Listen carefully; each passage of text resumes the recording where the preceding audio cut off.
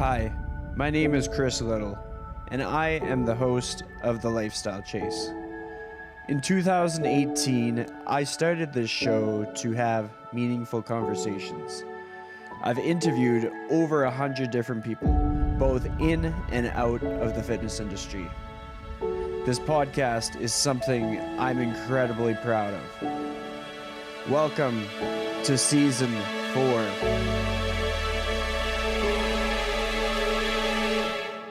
Thanks for joining me. All right, so welcome back to the Lifestyle Chase. Today I am joined by Krista Haggerty. Did I get your last name right? Yeah, you totally did. It's good. Perfect. So some of my audience might know who you are because you're local to the Edmonton area, and some might be meeting you for the first time. So for everybody's benefit, how would you introduce yourself at a party? Oh, that's a good one. So I am Krista. I own a gym, Dark Horse Health and Fitness, but I am also a rehab professional. So I have a degree in occupational therapy. I love working with kids. I work with a lot of high-end athletes, and I love working with moms. Yeah. So if we went into the time machine maybe like 20 years ago, what was happening in your life? And I don't pick 20 just for any reasons. Just sometimes I'm like, this will take us somewhere interesting. So what was happening for you at that point? 20 years ago, I had just gotten married. I was still in university getting my degree. Life was like, I was working 3 jobs. I was working at a couple bars and trying to put myself through school. And it was just a really interesting time. That's a great time to kind of expand on. So as we talk about school, what was your why for taking the schooling you were taking at the time? Honestly, I had no idea what occupational therapy. So like I said, I have a degree in occupational therapy. I really had no idea what that was. And this actually ties into the episode quite well. I had spent my grade 11, 12 year and the year after I graduated from high school kind of in and out of the hospital with an eating disorder. And one of the girls who was very consistent at coming to visit me had a degree in occupational therapy, and I really liked how it tied into the physical aspect of like health and wellness, but OT also takes a really big view and look into our mental health as well. So I liked how those two kind of just tied themselves together because all of that has just kind of been a huge area of fascination of mine. And so I just, I applied one day and managed to get in, and that's how I got into OT. So well, yeah. I mean, that makes sense. It's oftentimes a person will sort of see like a version of themselves in the future and kind of be inspired of what their future could look like. You kind of brought up that you're hustling and keeping up with a lot of jobs. What was that like to balance all that stuff? Oh, it was hard. It was hard to focus on my grades, and I was working in a group home for young offenders at the time. Super interesting position, but it was 8-hour shifts, and I'd go straight from there, maybe get a little bit of studying in, go work at a bar on White Ave, and then work at a restaurant in between those times and go to school. So it was definitely a struggle and busy, but it kept me focused too. Kept me out of trouble for sure. Well, I have plenty of experience with that hustle and the diverse like jobs that have to be done to kind of like make it work in this industry. And I think it's a valuable opportunity. I think people's careers benefit from layering on those jobs. Like if somebody tells me that they have to work like a non-fitness job in order to work in the fitness industry, I don't see that as like a weakness. That's almost like a strength because it's such an interpersonal job that the more different industries that we have experience with, the better we are to connect with like real life people.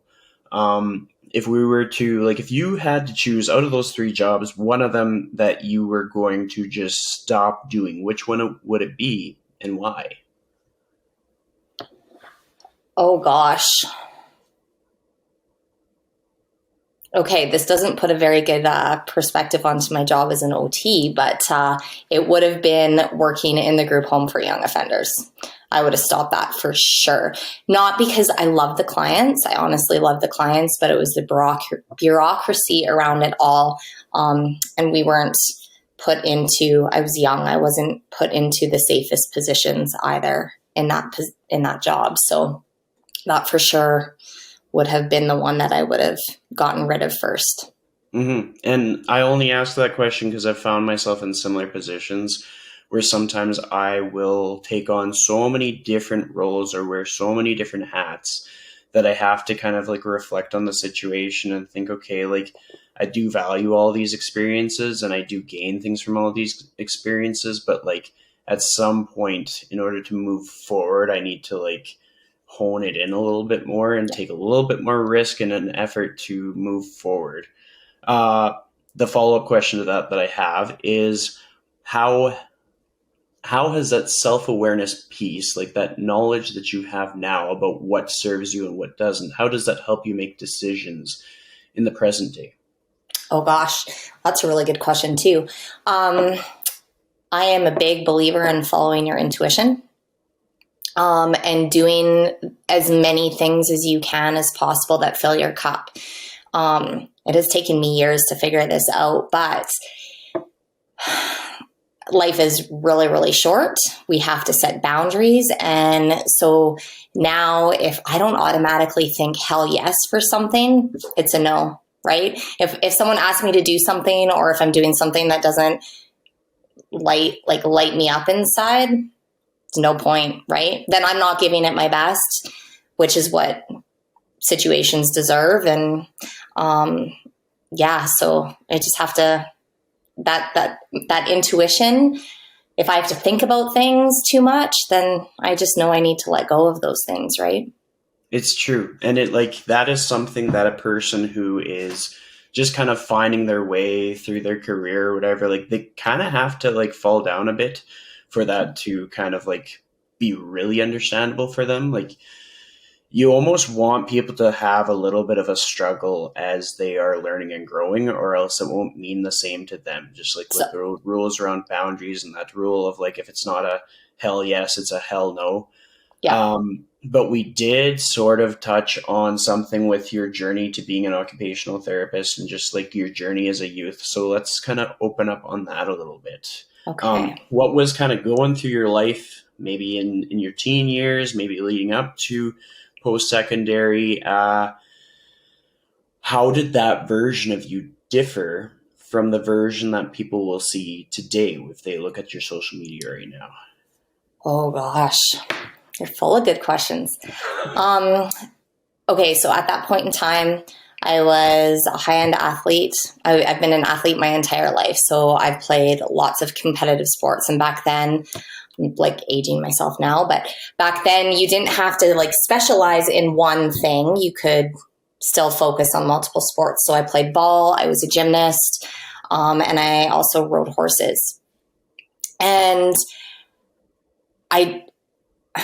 when I was about, I don't know, like 16 years old, 17 years old, I just became super hyper focused on the amount of activity that I was including in my life.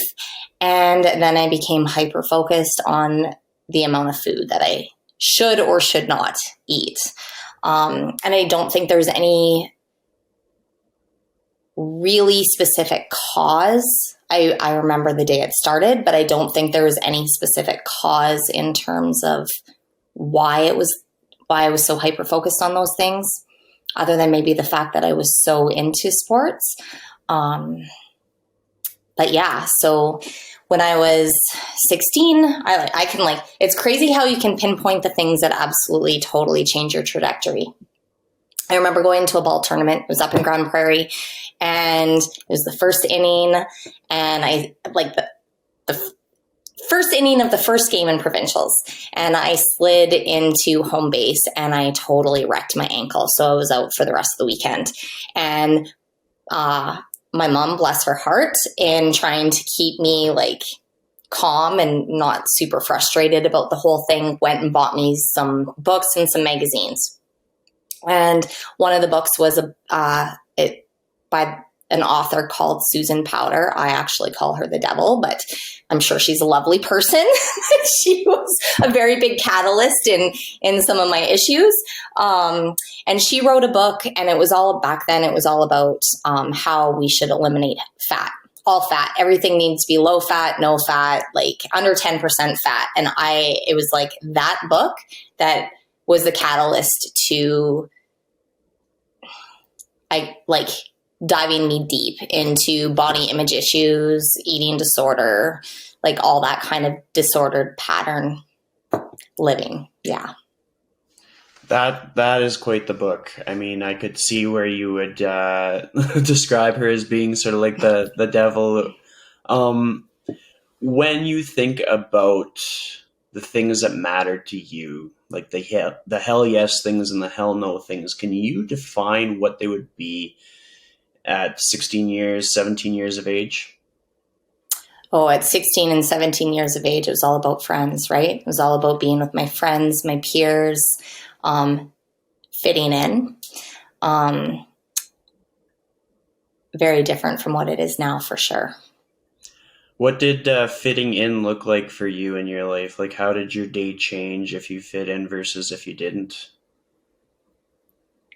I guess probably just the comfort in going to school, right? If you fit in, it's easy to walk down those halls, right? Mm-hmm. The busy halls filled with people, lots of people saying hello, lots of people not like just excited to see you, right? If you don't fit in, you're just like a shadow walking down the hall, right? And I mean, I was lucky. It's not that I didn't ever fit in. I had lots of friends, right? I mean, that came along with the athletics, but it was just, yeah, kids just want to fit in. I get it. I have 3 kids now. I see it in them too. Absolutely. And like, I mean, that's something that we might, that's a rabbit hole we might dive down further with my own personal experiences and stuff. But I have a follow-up question more in line with like your present day work and like your work with like young athletes and youth and stuff. Having gone through the stuff that you've gone through and had the experiences that you've had, have you ever had an instance where you kind of came across someone that reminded you of a younger you that kind of like gave you a different sense of purpose in the work that you're doing?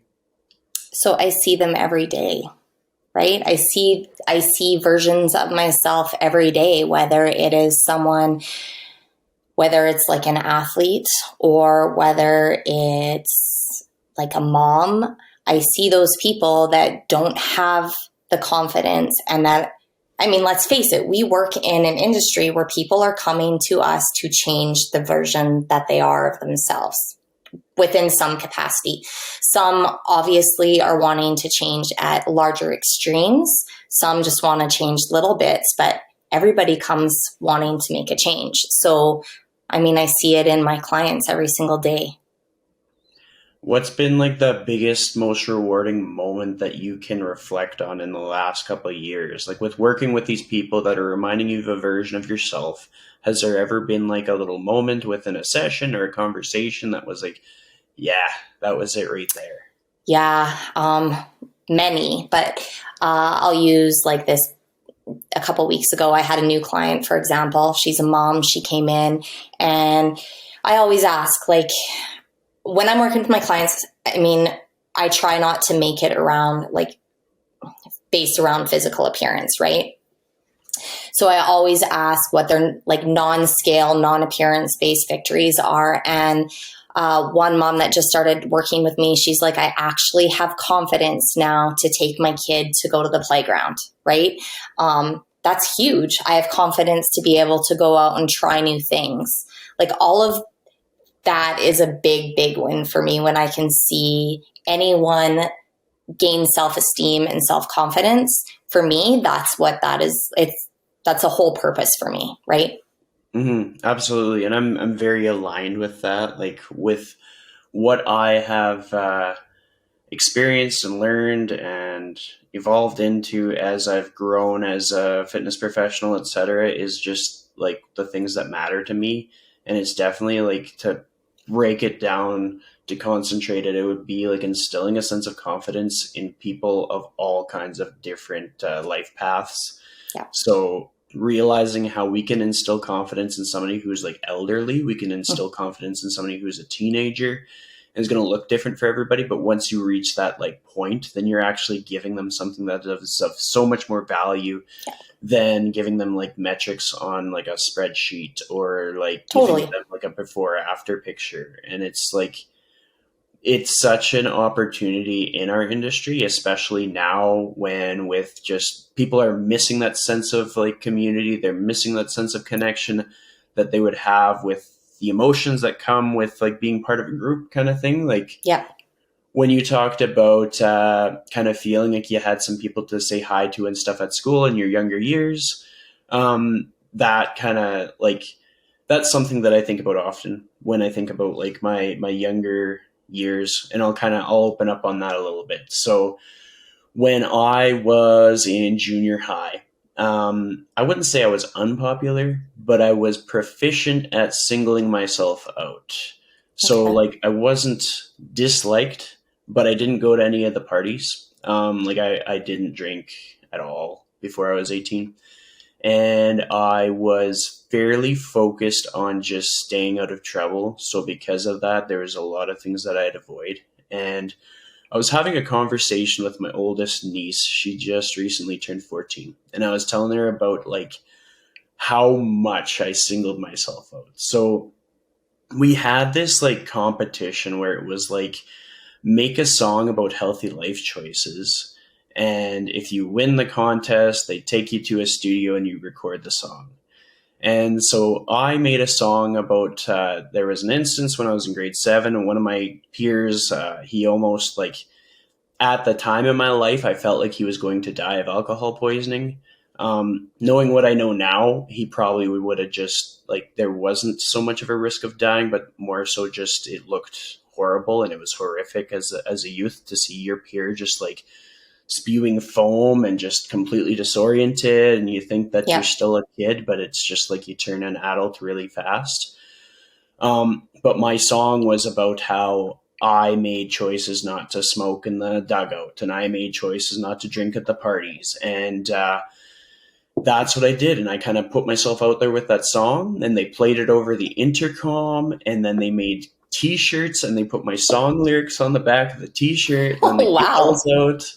And so I really took a stance at a young age that like I was just going to be me, and I didn't want to fit in with whatever the popular vote was, sort of thing. And it, in a sense, it really helped teach me what I needed in those times when I didn't feel like I necessarily had like kind of a community to rely on. So my pillars during that time of my life were, I would lean on my teachers a lot.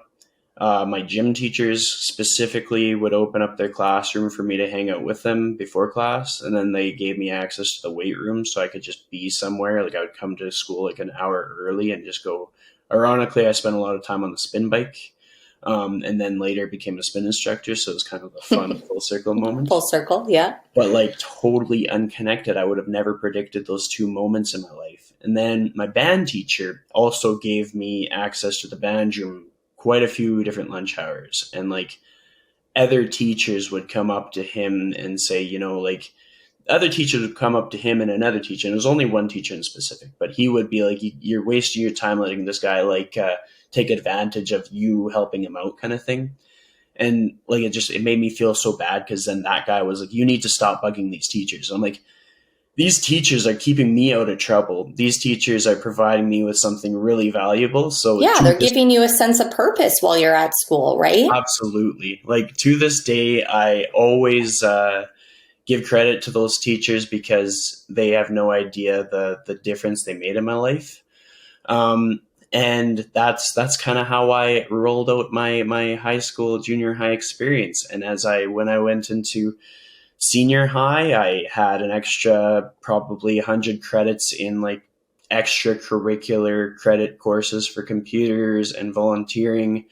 I mentored some grade 7s that were coming up into, grade 6s that were coming up into grade 7 because I went to a regional school. So it was grade 7 to 12, about 150 people. And so I my high school experience felt very isolated. And in the time since I started, that's when I kind of had like my party phase, because I was like, Yeah. oh man, I'm tired of being by myself. I'm going to try to change who I am a little bit to fit in. And I allowed myself to change. I kind of became a chameleon in an industry that was majorly based around like you do your 9 to 5 and then you go and you drink and you go to the bar and you do all the stuff. And I thought that that was it. And then at like 25, 26, I had my quarter life crisis and I realized that wasn't it. Far too distanced from who I am as a person. And that's when I started making moves to get closer and closer into the fitness industry, starting with like an account manager job with Yeg Fitness and spin instructing. And then that turned into my first training job. And then that turned into being a self-employed trainer. And it just kind of snowballed from there. But at the end of that long story that I just shared, the thing that I learned is that what matters, it doesn't matter the popularity. For me, it matters that I'm aligned with like what my sense of purpose is. Yes. So the things that like align with my values, and I can be surrounded by like 3 people, but if I'm doing things that matter to me, then that is what gives me a good quality of life. Yes. If I'm surrounded by like 20, 30 people, but I'm not doing things that matter to me, like that crowd of people isn't going to matter. And then so moving forward, like that's been such a huge, huge piece of self-awareness for me. 100. I actually have a part of what I offer through like my Dark Horse Fitness is a program called Life Ignited, which essentially helps. It was designed for moms who have kind of lost their sense of selves. And one of the biggest things we talk about is identifying your core values, because I don't think people think about that enough. And if you can line your life in line with the things that are most important to you, your values, right, then you feel like you have a sense of purpose. And then you feel like you find yourself again, right? Absolutely. And I mean, like, as your career has evolved, like I can tell that you've done a lot of different like educational opportunities and done some like different like short courses, long courses. Right now, it seems that you're enrolled in something pretty major. What are you doing right now for schooling? Well, right now I'm just trying to upgrade some courses with the intention of getting my master's in physical therapy. So that's always, I mean, I love the OT aspect, but physio has always been like a love of mine. And so I have like all the courses, but they need them recent within 5 years. So yeah. It's been a little longer than 5 years since I graduated. So I'm just upgrading. Yeah. And I mean, I think that's part of the joy in like continuing to sharpen the needle or like keep ourselves fresh, is just being able to own every brick that goes into the wall. Yeah. A lot of the time people put their big, hairy, audacious goal up on the wall, and then they realize that there are little micro steps to get to that goal. Yeah. And those steps might make that goal take a bit longer, or those steps might mean like some failure might be involved, or whatever that may be. But I don't think that should ever be a reason to deter anybody from going after that big goal. And I agree. To sprinkle some context into there for the listeners, like for myself, I would have to say I started getting employed within the fitness industry somewhere in like 2017, 2018. And throughout that journey, while from the outside looking in, it might look like I just like had a really clear path and it just went all smooth. But there's multiple times like my career survived a gym closure before all the pandemic gym closures. And there have been instances where I thought like my career would be done, like over, finished. And there's been so many instances where I have second guessed myself. I've had people very close to me completely second guess me, just say like, you should get out of this industry. The whole reason why I resigned from my old job in the first place was a former employee said I wouldn't be able to do it, and I'd be on EI and I'd be teaching boot camps to nobody. So that fired me up to begin with. But then throughout that journey, there was lots of times when I like doubted myself, when I was like, I spent a lot of 2021 looking for full-time jobs completely out of the industry just to survive, even though I was in a lot of roles that had potential. I didn't believe in myself. And I was ready to just be like, yeah, this isn't happening. But then now to present day, like I'm in a very solid position, lots of momentum. And like, it's to the point where every single day at the end of the day, I like think about the people who have helped me, like everybody from like the trainers who helped me get my certification, the facility owners that hosted the events that I attended, the podcasts I listened to, the first clients I had. I'm like, I wouldn't be here without those people. And I just try and like keep an inventory of those people in my head, because I'm like, all of this could be gone tomorrow. Totally. So like, it's just, hopefully people are understanding that their path is probably more similar to anybody else's than it is different. Like if they're struggling to kind of hit their stride in the industry, like the number one piece of advice I would have for somebody is just like, do not quit. Like, don't quit. Just keep going. Go find some side jobs, ask people questions, but like just don't quit and you should be fine. And that's like, even if somebody was in the non-fitness industry, if they were like selling muffins on the street, like don't quit selling muffins, and you will have a franchise in like 6 years or something. Yeah. Honestly, you just have to make it past like those sticking points, right? Just Absolutely.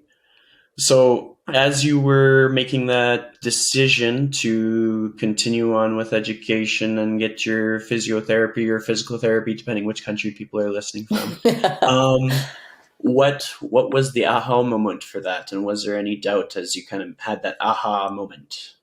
Oh, so my husband and I have talked about me going back to school for a while. And the timing wasn't right? I love everything that I do about training, but my hands are tied, right, with scope of practice and all that kind of stuff, even though I do have my OT degree, like that background in rehab med. And it's crazy. Hopefully becoming a physio is like my retirement plan. There are times when I just want like a 9-to-5 job where I have a little bit of consistency, right? So I literally decided overnight that this was something I wanted to do. I applied the next day, enrolled in my courses, and like that's just kind of how I roll. I decide something and then I just do it, right? And there's no stopping me. Absolutely. I mean, I can relate to that. A lot of my decisions are based, kind of rooted in my values. Like it'll be like, one of the questions I ask myself is like, would my parents be proud of me doing this? Sometimes they'd be a little bit nervous, but if they're proud and nervous, then I'm good. Yeah. If they're not proud and they're not nervous, then I'm not good. Don't do that thing. But like what's helped me in the past is like as a kid, I'd see my parents take a lot of different risks, like do a lot of little side hustles as they transitioned from job to job. And a lot of their job decisions were based around family. Like there's times my dad could have probably gotten a promotion, but instead of a promotion, he stayed close to home. There's times when he went back to school, and with my mom, when I was a little kid, my mom sold sort of like edible flowers that could be presented with like dishes and stuff in restaurants. Yep. And so I'd travel along with my little book of snacks. It was like one of those fabric sewn together books with like Cheerios. It was, if I could get that refilled and like have it with me today, that would be the best. Right. I love that you said that though, because that was also a big thing. I mean, I have 3 kids. I have an 18, a 16, and a 14-year-old. And I don't want them to ever feel like their hands are tied if they want to make a change of direction, right? Mm-hmm. So they've heard me talk about potentially wanting to do this for a long time. And, I kind of had to put I just had to go for it, right? So that they knew they can also do anything that they so choose to do, and that there's no time frame to it, right? We hear that all, and like I hear that in my activities that I do too. Like I love to mountain bike, I love to snowboard, all that kind of stuff. I am not like, I mean, I'm not old, but I'm also not very young. But I'm told all the time, aren't you too old to do that? Aren't you too old to do that? And that is not something I want my kids to ever, you're never too old to try anything, right? Or to change your path or your course in life. So that's like, my kids are a huge inspiration for all of that as well. Well, I mean, and it's such an important message. I have very like real conversations with my parents, and my fitness advice to them is like, find whatever way to keep your work capacity as high as possible for as long as you possibly can. Like it's not very popular to like say to your parents, I want you to work your ass off for as long as possible. But that's kind of like the simplest way that I can put it. And I'll add some context for people who think I'm like just a horrible kid. But generally speaking, what my parents have found to be most helpful to their health and well-being is to structure their days with like work and things that require effort and things that require like problem solving and thinking. Like they've been retired for a while now. They're approaching 70. They still look like 55. And as they age, what gives them a sense of purpose is like having projects around the house. Yeah. And with that, like they've each benefited from some of my skill set with teaching them how to brace as they lift and teaching them just like stacking their rib cage and pelvis and just different things that help with their holistic well-being, like ensuring that they're going for daily walks, even when it might not be the best weather, or innovating by using the treadmill or indoor bike just to keep their activity levels high. Yep. Because like life is so short, and just like many of us have probably seen someone in our lives like health just deteriorate super fast as soon as they stop moving. And it's just such a real thing.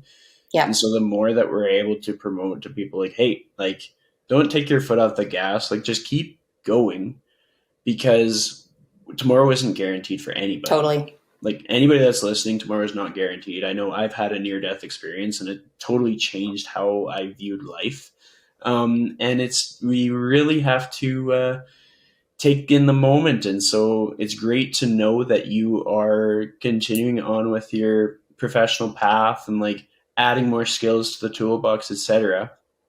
But with that said, in the time that you've been in the industry so far, what has been maybe the top 2 moments where you've doubted yourself? Because like I can imagine there's been some stories, some things that have maybe changed the way you see things, or maybe made you second guess yourself. But do you have any that you could share?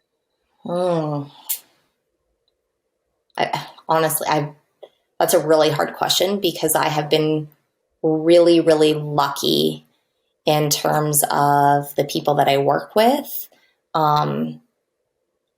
In which I don't think, the only time I've really doubted, honestly, was during COVID, if I should, keep pushing through.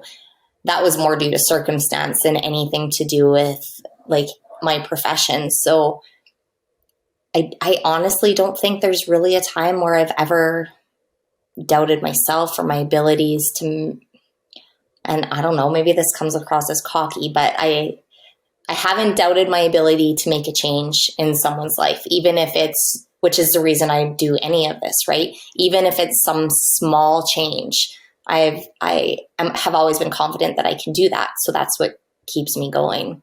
Absolutely. I hope that doesn't come across as like super cocky. No, because I'm going to add a layer of context to sort of help people see what I'm seeing in this. Like if somebody, just to add on, if somebody ever went back from episode 1 to episode whatever this is, it's like 200 or something, they would be able to find the lessons in something that everybody shares. And so I'm going to share the lesson that they can get from this. Like I've witnessed a lot of different styles of business, like outside of fitness, inside of fitness. Yeah. And I've met a lot of owners. I've had a lot of conversations. And the thing that sets people apart is when they can just simply believe in themselves and their ability And it doesn't mean that that person thinks that they are perfect or flawless. It just simply means that they know that whatever they have to do, they're going to do it. And so they can count on themselves. Yep. And so for the person that's listening, that's like, oh man, like I doubt myself. Like, why do I have to doubt myself? Like, I mean, like that's the ticket. Like that's the thing that's going to help you. If you can just simply not doubt yourself, like you're going to have a lot of other people that doubt you. So why do you have to doubt yourself? And like there's maybe times for a person as they're trying to improve and grow and pay their bills properly. There's going to be times when they have plenty of reasons to doubt themselves.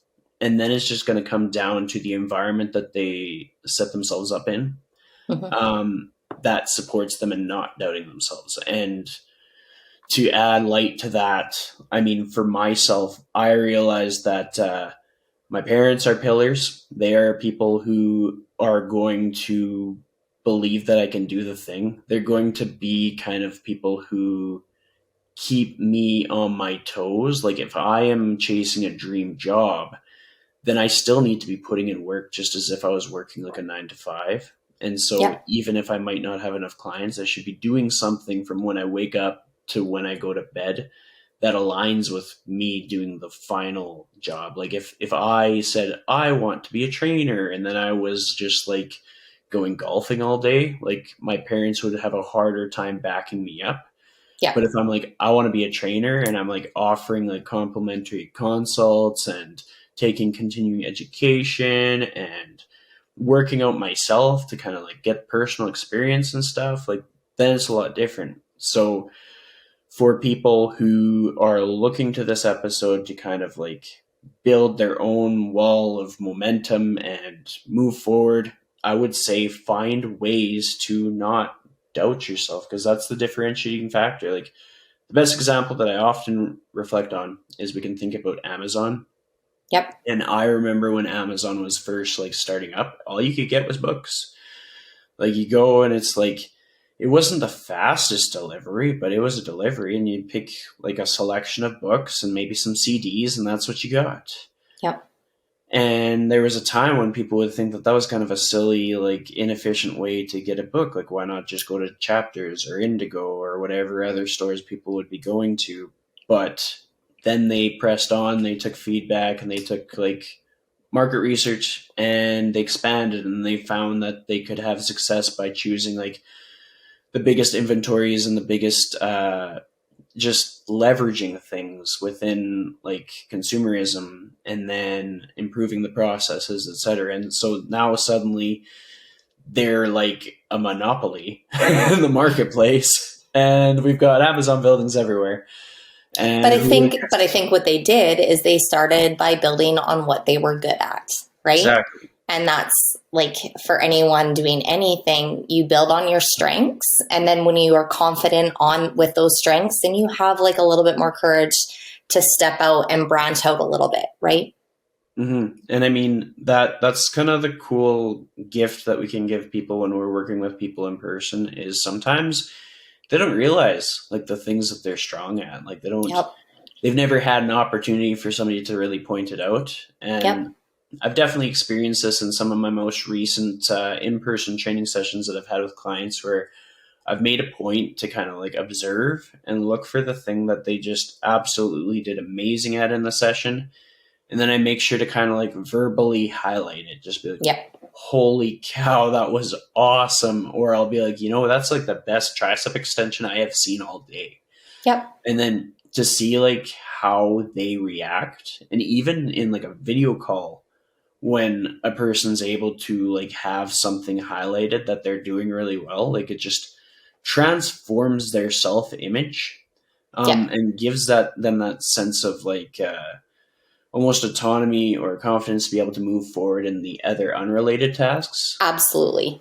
Absolutely. Right. If we can build, I'm a firm believer of that, right? If you can build confidence in the small things, right? And if you as a trainer can really listen to your clients, you can pick up on little nuances that they're talking about too. And you can change their perception of themselves within those single sessions.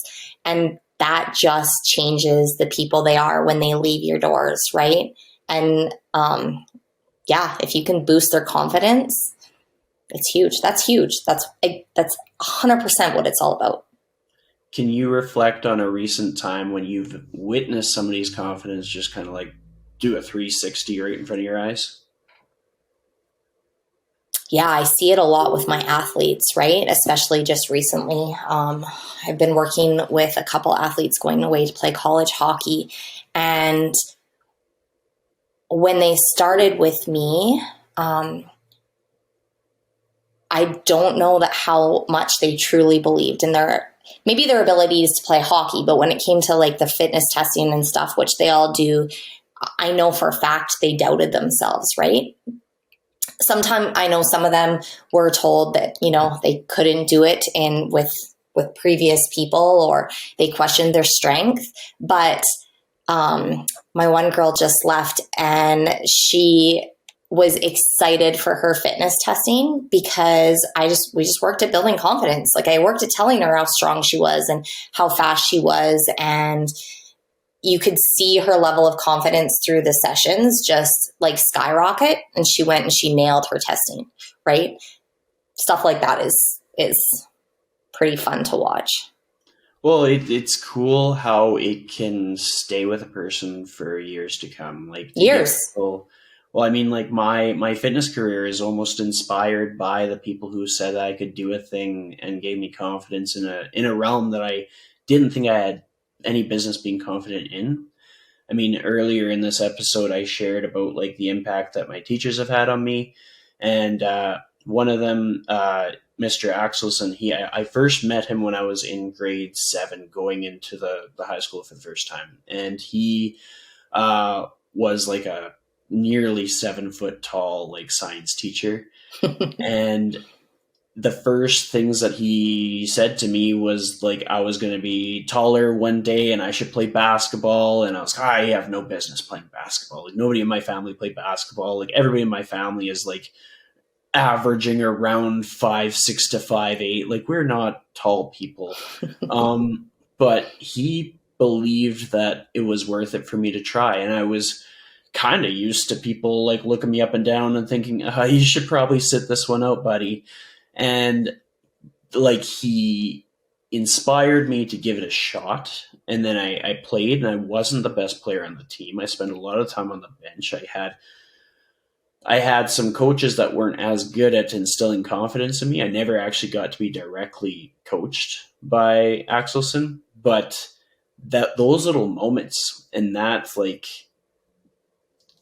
demonstration of somebody else believing in me more than I believed in myself at that time were very influential in my career change. And for anybody wanting to dive deeper down in that rabbit hole, I actually had an interview with Axelson's wife, because Axelson passed away in a car accident like a decade ago now. And like, I still think about him all the time. And I still think about like how he instilled confidence in me at a time in my life when I needed it, at a time in my life when I was singling myself out. And he stuck up for me when I needed it. And in my near-death experience, he cared that I was alive, because I almost died in a cross-country meet. It was a really hot day in September, and I got hospitalized and was unconscious for about an hour. I was twitching out on the ground and foaming at the mouth, and like, my whole family came.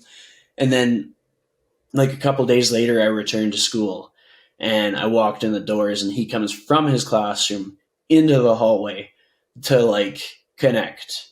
And just like that level of like humanity inspired me enough that like there was a point where it was after he had passed away, after I had attended the funeral, which had probably 500 people in a place that seated 300. People were in the parking lot sitting in their truck box to be at this thing. And that level of belief in me, and the fact that ironically I had gotten a tattoo on my arm that said, I know that you can do the impossible. I was like, okay, like, everything is stacking up that I need to do something that actually matters to me. And I need to stop like just like letting my life pass me by just to be secure, stable, predictable. Yep. I need to be doing something that I give a shit about. And I need to be making an impact, and I need to be making the people who have made me proud. Whether they're here or not, I still need to do something that they would be proud to see. And so, yeah, like little things like that help a lot when you want to quit and then you think about why did I start? And then it ends up you're willing to do more than a lot of people in order to follow through with what you said that you're going to do. Do you have anybody that's inspired you in a similar way in your life? Oh, lots of people. Coaches, like my parents. I don't know that I can single out any person. I've been really lucky to be blessed with amazing people in my life that have always encouraged me. I have crazy ideas sometimes. My husband is probably the biggest encouragement. He doesn't ever think anything's too crazy. He goes along with whatever harebrained idea I have, and there are many of them. But I think that there's been so many influential people. I think, so I'm a coach, like I coach athlete or like young kids too, right? And I think in you saying all of that, people underestimate the power that they have when working with people. The small things matter the most, and the small things will always stick with you, right? And because of that, I can't really pinpoint anyone because there's so many people who have done the small things to help get me where I am or encourage me to continue doing whatever it is I'm doing. You know what I mean? Absolutely. And I mean, the thing that we can take away from that is just how much of an impact the little small things that we do in each day matter. Yeah. Like the words of encouragement, the eye contact, the body language, the little things that we can do to kind of like get somebody started. Yeah. It's incredible the impact that people can have on one another and how much we take it for granted sometimes. Totally. In a world that is so like stuck on like likes and shares and all that stuff on social media. Yep. One thing that I do with this show is sometimes I'll get people to kind of like unpack a goal that they have for themselves. Maybe like somewhere in the distant future, maybe it could be 5 years from now, 10 years from now, maybe it could be next week. But the reason that I get them to share the goal is it's kind of like that, the concept of law of attraction. Like I'll just like be straightforward. Like oftentimes I will get somebody to share something with me on the podcast because I know I'm not taking it down. Like unless somebody asks me to, but it's like, then it's out there and then I can circle back to them. And it's kind of like one of those things that subliminally might help them actually reach that goal. So with that said, do you have a goal in mind that you haven't shared too much, but you think you want to pull it off? Oh, wow. Okay, well, obviously my goal is to get my master's in physio. But maybe as an aside from that,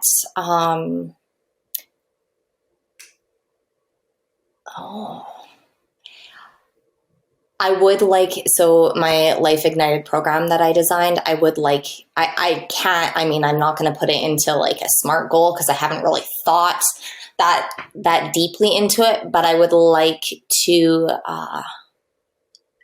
do more with that. Whether it's like I've created this 100-page workbook workshop type thing. And so whether it would be like, oh, you're really like making me think outside the box. Whether it be like, I actually really enjoy public speaking. So whether it be starting to present that in a larger format instead of just like small groups, even like something like a teachers convention or something along those lines. Like I really believe in this program for helping boost confidence, find your sense of self, learn about, it's all about stress management. Like it honestly encompasses all the pillars of health. So if I could do something more with that, or whether it be publish the workbook, something along those lines would be super cool because I'm really proud of that program. Mm-hmm. I dig it. And like the cool thing, like I share my goals pretty bluntly quite often, and it's not for everyone. Like some people might, it's kind of like how we were worried before about like how would people think if they thought that you never had an instance where you thought that you weren't confident or you thought you wouldn't be successful kind of thing.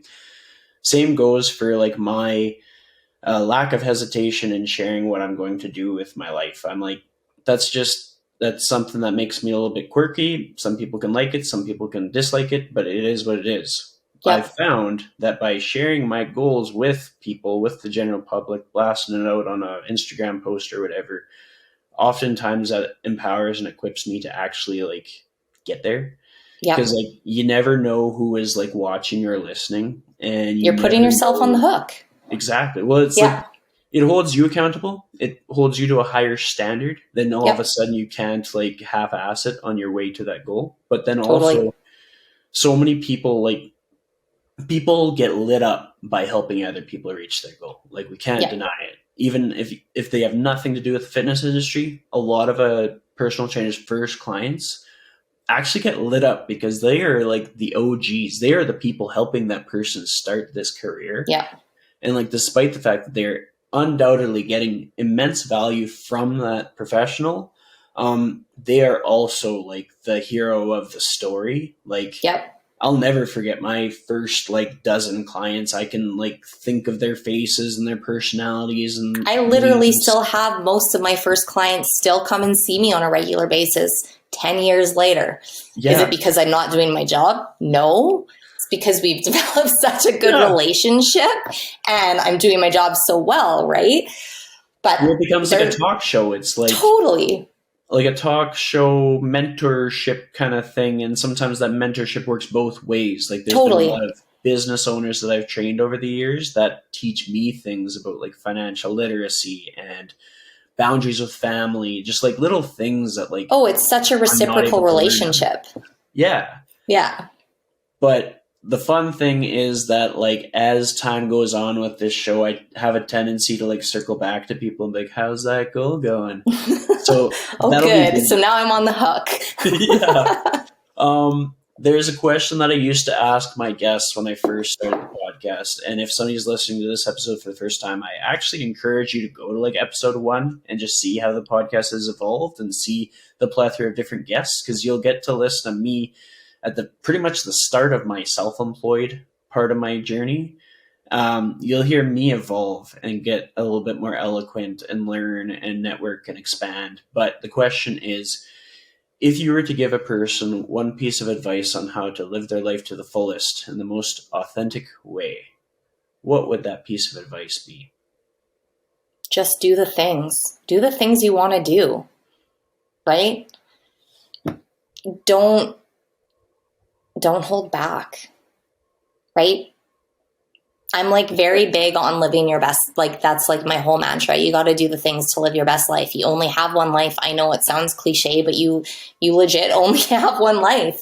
So when something, and it's taken me years to figure this out myself, but when something pops in your head and you want to do it, just do it. Just go for it. Take the steps to reach the goals, or don't let those small things, and don't let the voices in your head stop you from just doing the things you want to do. Right. And it can be simple. It can be like, the other day I decided I wanted to go to the mountains and water, like are the things that fuel my soul.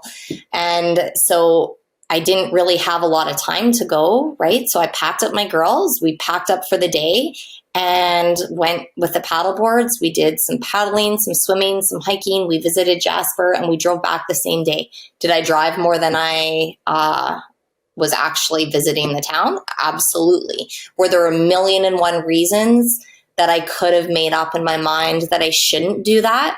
100%, right? I'm busy, I have school, I have work, I have all kinds of things going on. But I did it, and it was like one of the best days I've had in a long time. I mean, that's obviously just a little example, but we tell ourselves not to do the little things all the time. So you just need to just do the things. Totally. Completely agree with that. And with that said, thanks for coming on the show today, Krista. Thank you for having me, Chris. I appreciate it. It was fun.